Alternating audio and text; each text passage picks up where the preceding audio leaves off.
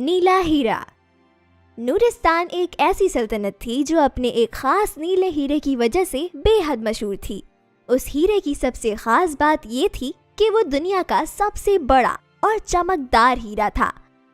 बादशाह अपने दरबार में तख्त पे बैठे अपने वजीर से कह रहा होता है, ये नीला हीरा सिर्फ हमारी सल्तनत का गहना नहीं बल्कि हमारी शान और ताकत का निशान है। ये हमारे पुरखों की कामयाबियों की निशानी है। बादशाह सलामत, ये हीरा हमारी सल्तनत की शान है, पहचान है। न जाने क्यों मुझे डर है कि कोई इसे चुरा न ले। सिपाहियों ने खबर दी है कि उन्होंने जंगल में जादुई चीजों के कुछ निशानात देखे हैं। मेरा दिल कहता है ये जरूर शैतानी जादूगर जरकून ही होगा। वो पहले भी कई बार हीरा चुराने की कोशिश कर चुका है। उसका जादू बहुत शक्तिशाली है। वो हर बार नाकाम होने की वजह से हो सकता है इस बार कुछ बहुत अजीब और बुरा करे। हम इस हीरे की हिफाजत के लिए कुछ भी करेंगे। पूरे महल को सुरक्षा में रखो, हर कोने की निगरानी हो। हम इसे किसी सूरत नहीं खोना चाहते। जी हुजूर, जो आपका हुक्म। उसी सल्तनत में एक धोबी रमेश रहा करता था। वो अब बूढ़ा और उसके चारों बेटे जवान हो रहे थे। एक दिन जब वो धोबी घाट से घर वापस आया तो खाने के बाद उसने अपने चारों बेटों से कहा, सुनो आहान, रामू, सौरभ और राजेश, ये दुनिया सिर्फ उन्हीं की इज्जत करती है जो अपने अंदर हुनर पैदा करते हैं। मैं चाहता हूँ तुम सब अपनी अपनी पहचान बनाओ, कोई हुनर सीखो और अपनी जिंदगी में कुछ करके दिखाओ। पिता की बातें सुनकर सब सोच में पड़ जाते हैं। तमाम रात चारों भाई जागते रहते हैं और सोचते रहते हैं कि क्या ऐसा सीखें जिससे पिता को भी अच्छा लगे और वो भी अपनी जिंदगी इज्जत से गुजारें। सारी रात सोचने के बाद सुबह वो अपने पिता को बताते हैं जो उन्होंने रात भर अपने लिए सोचा। पिताजी, मैं घुड़सवारी और तीर चलाने में माहिर बनना चाहता हूँ। और मैं दिशाओं का पता लगाने का इल्म सीखना चाहता हूँ। मैं तलवार चलाना सीखूंगा और एक बेहतरीन योद्धा बनूंगा। और मैं जादू की कला सीखूंगा, ऐसा जादू जो अच्छाई के लिए काम आए।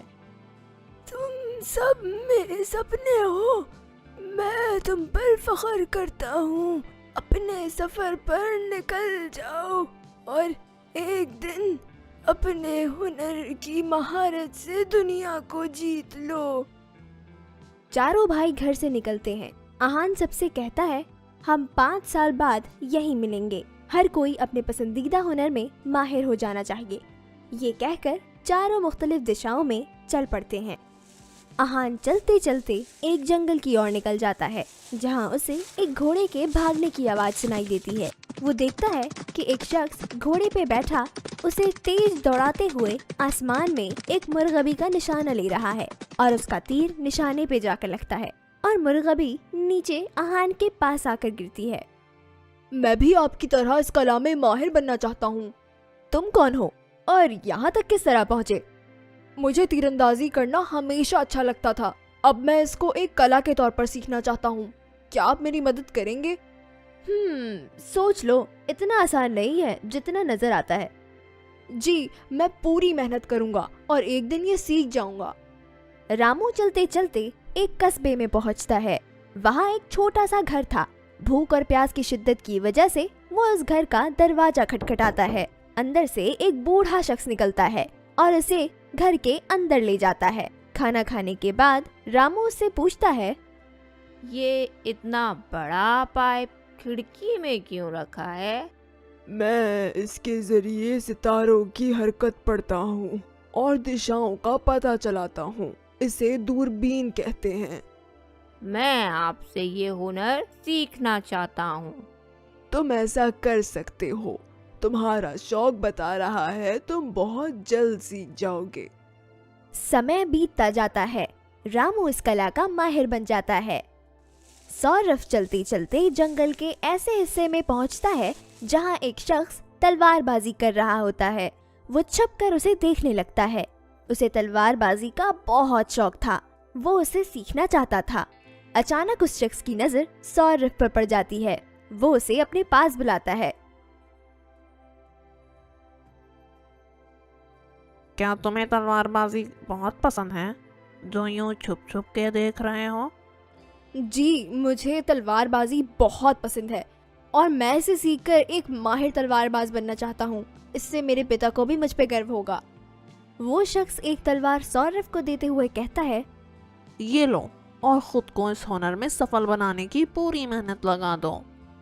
सौरभ तो चाहता ही ये था। वो झट से तलवार पकड़ लेता है। फिर रोजाना वो घंटों उस शख्स के साथ तलवारबाजी की मशकें करता है। समय बीतने के साथ साथ वो उस शख्स से तलवार चलाने में महारत हासिल कर लेता है। राजेश चलते चलते जंगल के घने हिस्से में पहुंच जाता है। वहाँ वो एक गुफा देखता है जिसमें से रोशनी बाहर आ रही होती है।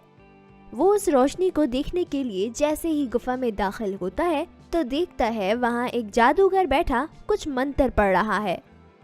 क्यों आए हो यहाँ? मेरी इच्छा है कि मैं भी जादू सीखूं। मैं इसे भलाई के कामों के लिए इस्तेमाल करूंगा। अगर ऐसा है तो वचन दो, तुम कभी इसका गलत इस्तेमाल नहीं करोगे। मैं वचन देता हूँ। समय बीतने के साथ साथ राजेश जल्द ही एक माहिर जादूगर बन गया।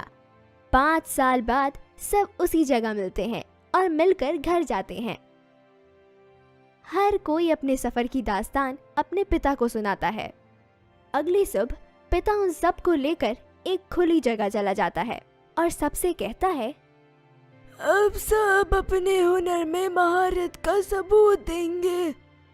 रामू, आसमान पे परिंदों का झुंड किधर से आएगा पता लगाओ। रामू हवा की दिशा को मशरिक से मगरिब की ओर चलते हुए महसूस करता है और अपनी दूरबीन से देखता है। उसका अंदाजा बिल्कुल ठीक होता है। वाकई मगरिब की तरफ से अगले ही लम्हे परिंदों का एक झुंड उड़ता हुआ दिखाई देता है। आन, भागते हुए आसमान पे उड़ते इस परिंदे का निशाना लो। वो इतना माहिर हो गया था कि एक ही बार में परिंदे को मार गिराता है। सौरभ, अपना तलवारबाजी का हुनर दिखाओ। वो फौरन से अपनी तलवार निकालता है और परिंदे के कई बराबर टुकड़े कर देता है। रमेश, तुमने जो कुछ भी सीखा है उसे इस्तेमाल करते हुए इस परिंदे के सब टुकड़े वापस जोड़कर इसे जिंदा करके दोबारा हवा में उड़ा दो। रमेश कुछ मंत्र पढ़ता है और परिंदे को दोबारा जोड़कर जिंदा कर देता है। वो फिर से हवा में उड़ जाता है।